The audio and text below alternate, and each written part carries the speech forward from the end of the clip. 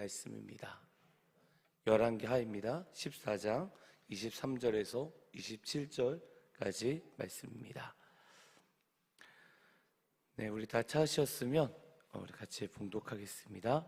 유다의 왕 요아스의 아들 아마샤 제15년에 이스라엘의 왕 요아스의 아들 여로보암이 사마리아에서 왕이 되어 41년간 다스렸으며 여호와 보시기에 악을 행하여 이스라엘에게 범죄하게 한 느밧의 아들 여로보암의 모든 죄에서 떠나지 아니하였더라.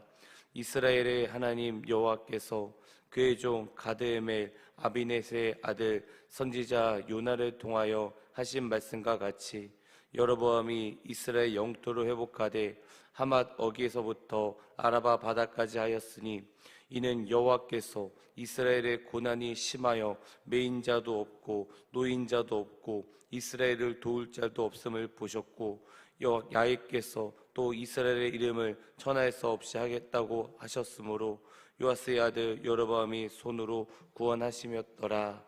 아멘.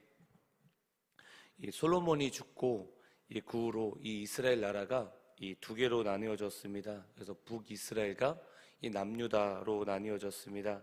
또 오늘 성경 말씀은 이 북이스라엘 때 여로보암 2세 때 있었던 일입니다.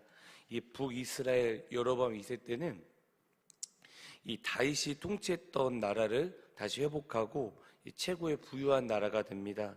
그래서 14장 25절에 보면 영토를 회복하였다 이 말씀이 있는데 엄청나게 잘 살게 되었던 나라였습니다. 그래서 이 북이스라엘은 여로보암 2세 때 북이스라엘은 엄청나게 잘 살게 되었고요, 부유한 나라였습니다. 나라가 힘이 있었습니다. 그렇게 북이스라엘 사람들이 잘 될수록 돈이 많아질수록 하나님과 거리가 멀어지게 됩니다. 그래서 하나님의 백성들이 너무도 잘 되니까 하나님의 은혜를 모르고 하나님을 떠납니다. 하나님께서는 마음이 너무도 아프십니다. 이 북이스라엘 사람들은 하나님을 멀리하고 하나님을 떠나지만 그래도 하나님은 여전히 이 북이스라엘을 사랑하십니다. 그러나 이 백성들이 이 하나님의 마음이 아프신 것을 모릅니다. 어느 누구도 이 하나님의 마음이 아픈 걸 모릅니다. 바로 이때 하나님께서 이 본인의 마음을 이 누군가에게 알려주고 싶었습니다. 그래서 백성들은 이 하나님을 떠나서 잘 살고 있지만 이 하나님의 마음이 너무도 아프셔서 이 누군가에게 이 하나님의 마음을, 이 본인의 마음을 알려주고 싶으십니다. 그리고 본인의 마음을 이 호세아한테 알려주기 원합니다. 그래서 호세아에게 알 뿐 아니라 같이 동참하기 원합니다. 그래서 하나님 마음이 얼마나 아프고 힘든지 알기 원하십니다. 그래서 하나님께서 이 호세아를 부르십니다. 그래서 바로 이때 이 여로보암 2세 때 등장했던 선지자가 바로 누구였냐면 이 호세아였습니다. 호세아. 그래서 하나님께서 호세아에게 이렇게 말씀하십니다. 호세아야, 너 저쪽에 보면 이 고멜이라는 여자가 있다. 근데 이 고멜이라는 여자는 이 창녀다. 근데 이 고멜이라는 창녀와 이 결혼을 해서 자식을 낳으라고 합니다. 이것은 말도 안 되는 것이었습니다. 왜 말도 안 되는 것이었냐면 이 레위기 21장 7절에 보면 이런 말씀이 있습니다. 그들은 부정한 창녀나 이혼당한 여인을 취하지 말지니 이는 그가 야훼 하나님께 거룩함이라, 이 말씀이 있습니다. 그러니까 무슨 뜻이냐면 선지자, 제사장들은 창녀랑 절대 결혼할 수 없습니다. 하나님께서 말씀하시기를 이 호세아에게 그런 여자랑 결혼하라고 합니다. 그리고 자식을 낳으라고 합니다. 그리고 레위기 21장 14절에 보면 가부나 이혼당한 여자나 창녀를 사는 더러운 여인을 취하지 말고 자기 백성 중에 처녀를 취하여 아내를 삼아, 이런 말씀이 있습니다.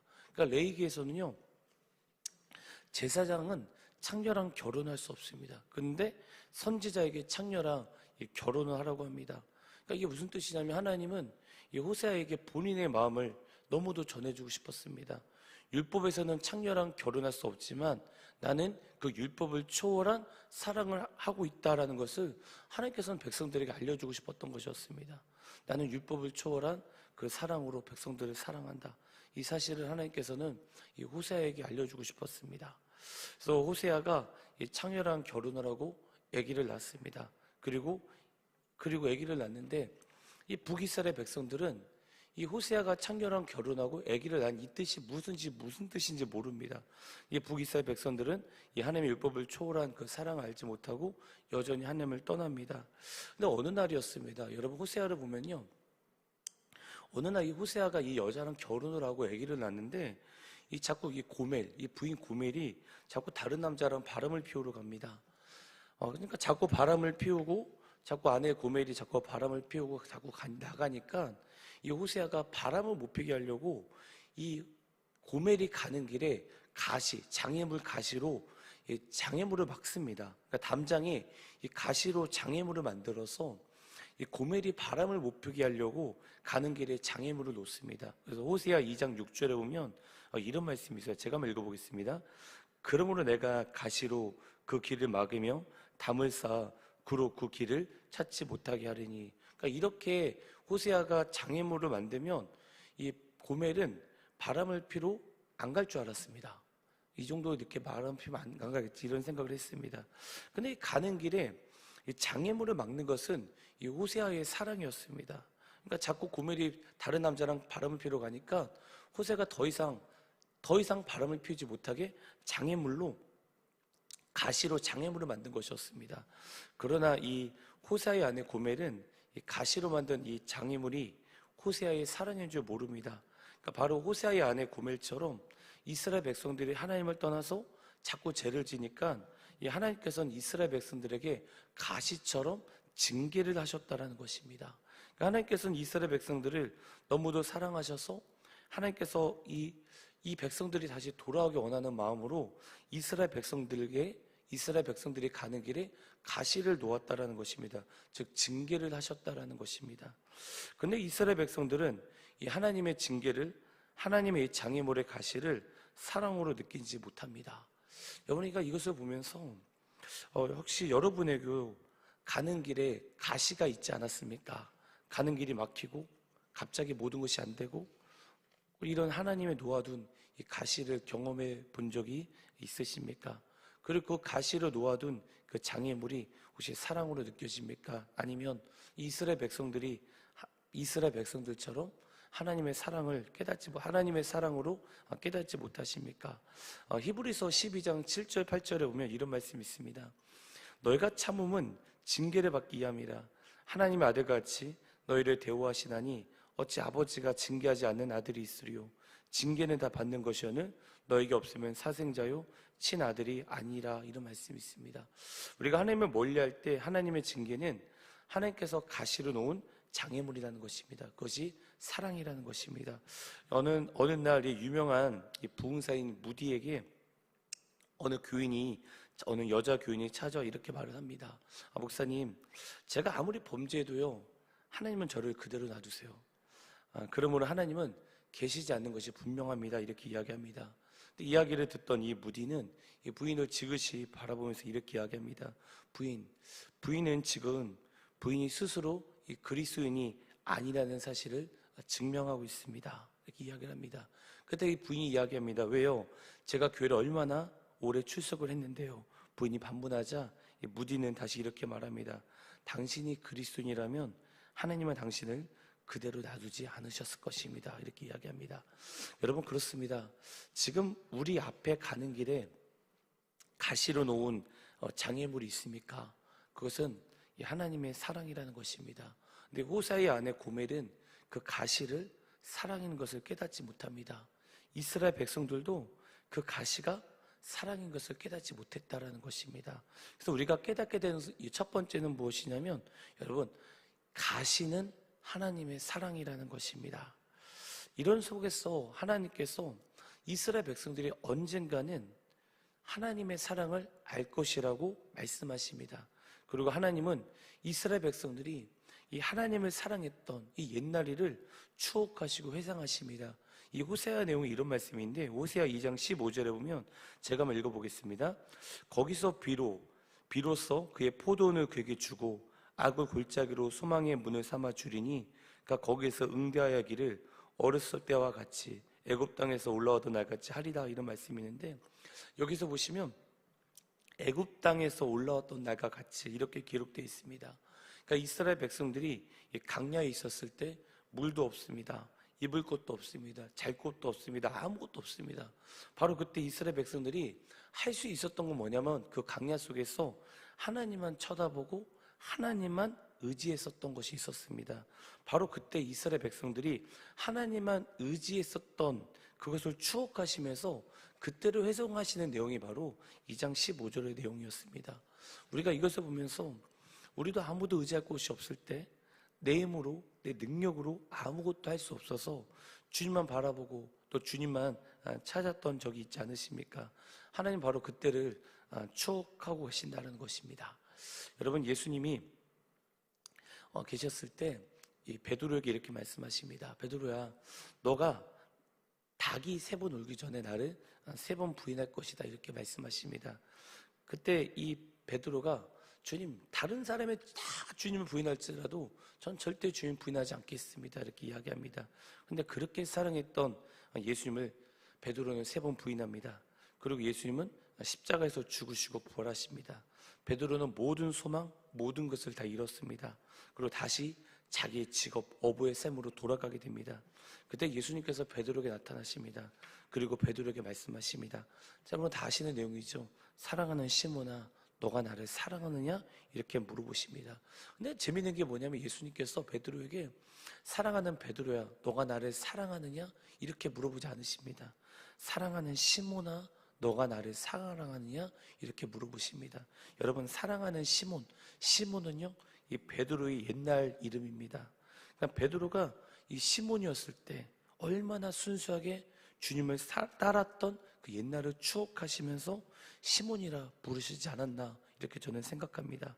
여기서 우리가 깨닫게 되는 두 번째는 하나님, 우리가 주님을 바라봤을 때 그때를 추억하십니다.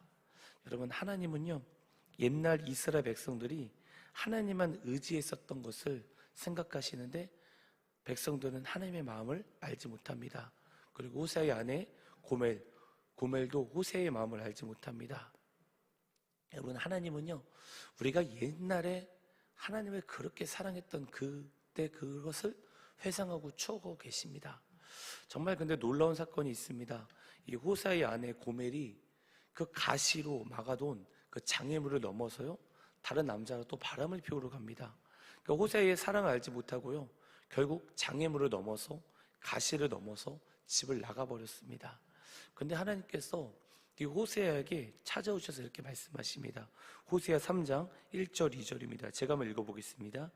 여호와께서 내게 이르시되 이스라엘 자손이 다른 신을 섬기고 건포도 가지를 지을지라도 야훼가 그들을 사랑하나니 너는 또 가서 타인의 사랑을 받아 음녀가 된 그 여자를 사랑하라 하시기로 내가 은 15개와 보리 한 오메를 사서 나를 위하여 그를 사고, 이런 말씀이십니다. 하나님께서 호세아에게 말씀하십니다. 너 지금 가서 저 여자, 너 고멜이 다른 남자랑 바람을 피우고 있어. 그런데 그 여자를 빨리 데리고 와, 이렇게 이야기합니다. 근데 그냥 가면 절대 호세아 이 고멜을 주지 않을 거야. 은 15개와 보리 한 호멜을 가져가서 그 바람을 피우고 있는 그 남자에게 줘서 아내를 데려오라고 합니다.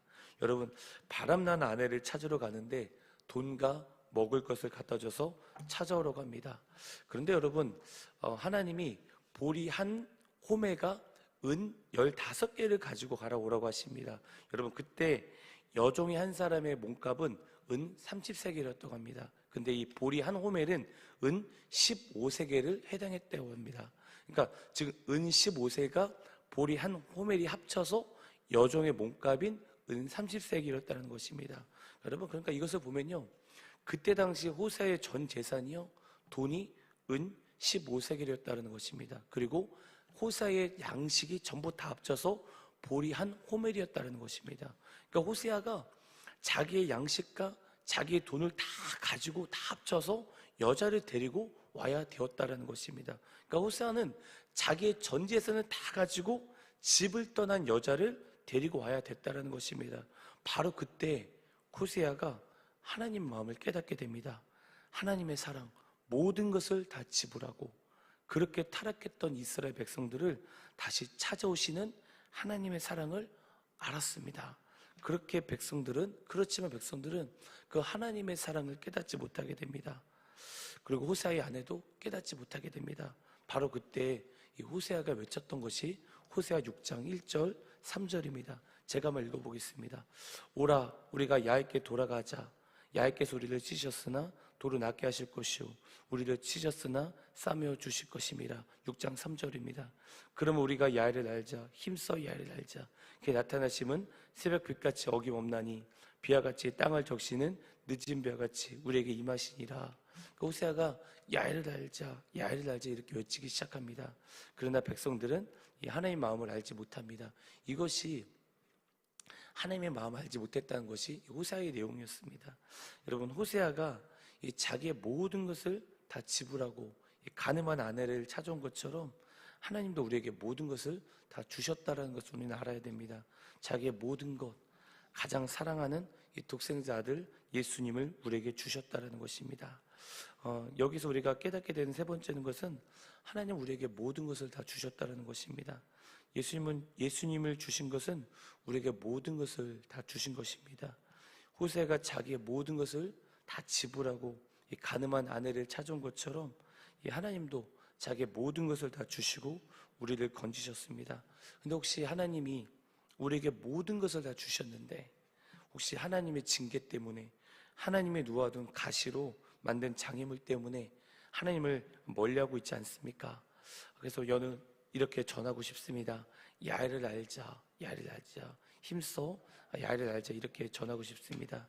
여러분, 하나님은요 우리에게 모든 것을 다 주셨습니다. 그리고 하나님은 이스라엘 백성들이 광야에서 있었던 것을 생각하셨던 것처럼 지금 우리를 추억하고 계십니다. 하나님 우리를 회상하고 계십니다. 우리가 아무것도 할 수 없었을 때, 여러분 이럴 때 있지 않습니까? 저는 그렇게 40년 살아봤지만, 우리가 살면서 정말 돈으로도 명예로도 어떤 것으로도 일이 막히지 않았습니까? 그때 내가 의지할 것도 없고, 내가 할 수 있는 것이 아무것도 없었을 때, 하나님 이 문제만 해결해 주시면 하면서 정말 하나님께 나와서 기도한 적, 하나님만 의지한 적 있지 않았습니까? 바로 그때를 하나님은 기억하시고 추억하시고 계신다라는 것입니다. 그래서 아무것도 할 수 없었을 때 하나님을 의지했을 때 그 모습을 회상하십니다. 우리 사랑하는 성도님들, 여러분 주님의 마음을 깨닫기 바랍니다. 정말 하나님을 사랑하셔야 됩니다. 그래서 여러분 정말 그 첫사랑으로 정말 주님을 사랑했던 그 첫사랑을 회복하셔야 됩니다. 그래서 여러분 우리 사랑하는 성도님들, 아무것도 의지할 수 없을 때 그때 주님께 나와서 주님께 기도했던 그 모습으로 다시 그 기도의 모습으로 돌아가는 우리 성도님이 되기 주름으로 축원합니다. 제가 기도하겠습니다.